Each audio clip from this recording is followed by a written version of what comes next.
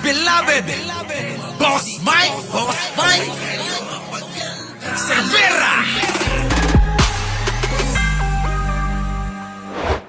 So ngayon, ano ang balita mga kababayan kay Bong Revilla? Kasi mga kababayan, ang balita ay may halo na. Pero ano na nga ba? Eto na ho, update kay Bong Revilla na nakakulong diyan po sa Quezon City. Pa-shock! Pa mga preso sa Quezon City Jail si dating senador. Eto na mga kababayan, kasama na ho sa preso, mga ordinaryong preso, si Bong Revilla.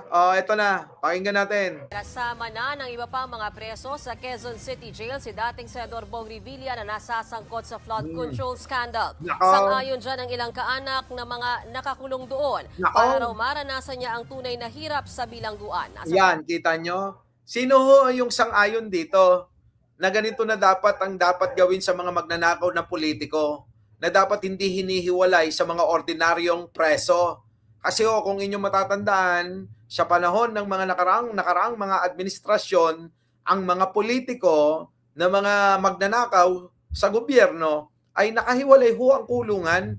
At doon nga po mga kababayan, parang mga babakasyon lang. Pero dito, ikinatuwa ho mga kababayan ng mga kababayan natin na etong si Bong Revilla, kasama, nakapihit yung pong mga nandiang iba't ibang kaso. Nako, mga kababayan ko, siguro kinakabahan na ho mga kababayan si Joel Villanueva, si Jinggoy Estrada, si Chis Escudero, at marami pang iba. Nako, eto na. Frontline ng balitang yan si Gio Robles. Matapos ang 7 araw na medical quarantine na ilipat na si dating Senador Ramon Bong Revilla Jr. sa regular na selda sa New Quezon City Jail. Doon din nakakulong ang iba pang mga preso. Pero hindi pa malinaw kung sino ang mga kasama o mga kakosa mismo ni Revilla sa kanyang selda. Nako, hindi pa malinaw. Siguro nandyan, hindi naman siguro isasama yung si Revilla sa mga nagkaroon ng kaso ng murder. Yung bang mga kababayan natitigan mo lang, nananaksak na. 'Di ba? Nasabihan mo lang ng konti, papatayin ka na. 'Di ba? Konting tinginan lang, titigan. Bay, gusto ka nang sagpangin bigla. May mga ganun hong klaseng pag-uugali ng tao, siguro hindi naman ganun kay Bong Revilla. Hindi sa ganun siya isasama. Pero tingin ko sana isama na lang 'di ba? Kumpirma ito ng kanyang asawa na si Cavite 2nd District Representative Lani Mercado na bumisita sa dating senador. We're praying that he will be safe. Kamusta daw po? Yan, nananalangin daw na dapat lagi siyang safe. Sana ganon. Sana balik nyo na rin lahat yung mga ninakaw nyo, ganon. Sa ko ngayon na nailipat na siya. We're praying. Dumalaw din kay Revilla ang kapatid niyang si dating Antipolo Mayor Andeng Inares. Mga anak niyang sina Cavite 1st District Representative Jolo Revilla. Yan, mga kaya, ewan ko. Diyos ko, mga kababayan, madala-dala na nga ho kayo. Sabi, mga kababayan, maawa ho kayo sa mga susunod na henerasyon. Pumili ho kayo ng mga leader na hindi mga katulad nito.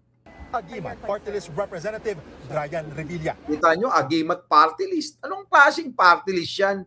May agimat ba? May mga agimat ba yung mga tao? Tingnan nyo ho. Di ba? Palibasa, nabibili ho kasi yung boto. Si Brian, aminado na mahirap ang pinagdaraanan ng kanilang pamilya. Abay deserve. Di ba? Abay deserve yan. Kung anong pinagdadaanan ng tatay nyo, ng padre di pamilya nyo. Di ba? Deserve ho yan na maparusahan.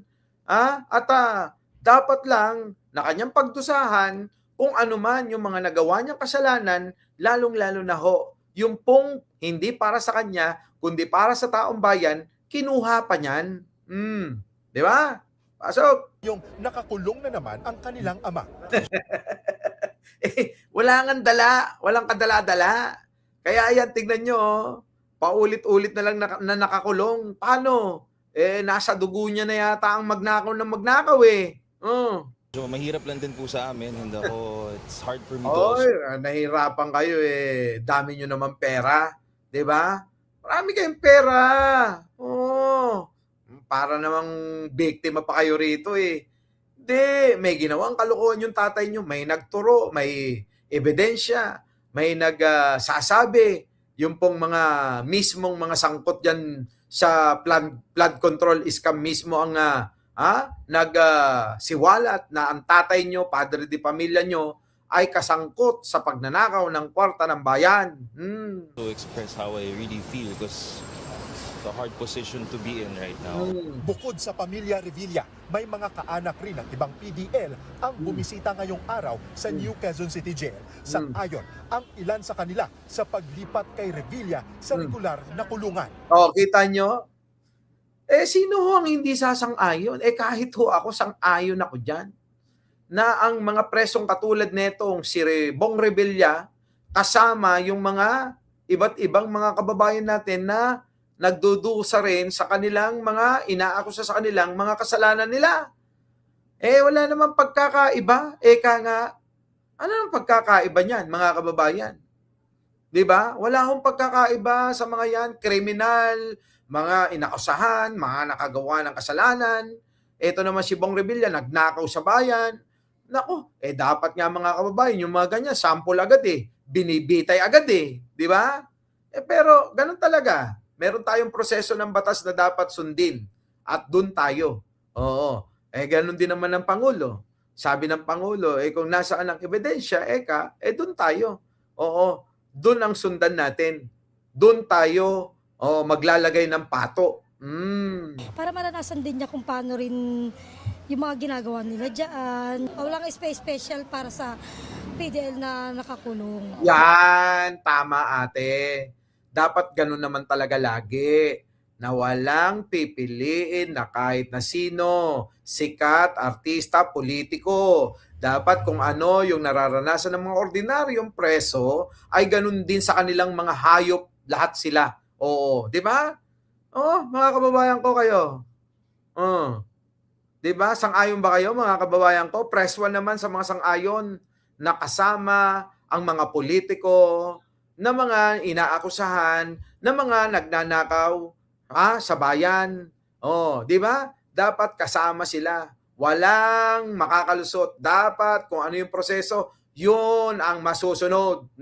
Laging sinasabi nila walang VIP. Bakit ibukod pa sila kung walang VIP? Yun. Para malaman rin nila kung ano rin ang ano sa mga PDL. Sige. Punta na dyan. Okay.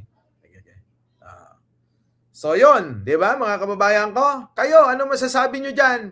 Tama hula to. Siyempre, magsasabi niya mga PDL nga kung anong hirap. Nakatakda namang maglabas ng desisyon ang Sandigan Bayan sa musyon ng kampo ni Revilla na ilipat siya sa PNP Custodial Facility sa Campo Crame. Hindi na ganoon. Wala lang ganoon. Wala lang kulungan sa Crame. Diyan ka na, hayop ka. Oo, dapat nga mabulok ka ng hayop ka di ba? So paano mga kababayan, hanggang dito na lang meron pa akong gagawin at babalik po tayo mamaya naman sa Bingador. Sa Bingador ho tayo mamaya. May masaya tayong tatalakayin doon. Ano po? Kita-kita po tayo mamaya mga pagbalik ko po. Muli mga kababayan, maraming salamat sa inyo at ako po, ang inyong lingkod. Mike Cervera po, lagi nagsasabing mahalin natin ang ating kapwa, pagdasal po natin lagi ang ating bansa. Maraming salamat po. Our beloved Boss Mike, Boss